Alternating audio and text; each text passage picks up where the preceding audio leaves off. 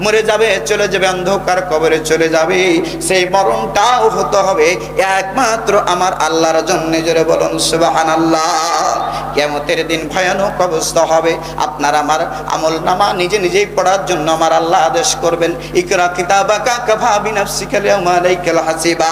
পড়ো তোমার আমলনামা। বান্দা ডাক দিয়ে বলবেন, হালাদ্রি, আমি তো পড়তে পারি না, আমি জানি না। আমি বলার আমার সেই জবাব দেওয়ার মতো, আমার সেই আমল পড়ার মতন কোনো ব্যবস্থা নাই। আল্লাহ রাব্বুল আলামিনের সেই আমলনামা, সেই আমার আপনার আমলনামা যদি আল্লাহর কাছে পেশ করতে না পারে, আমরা কেউ পরিত্রাণ পাবো না। জোরে বলুন সুবহানাল্লাহ।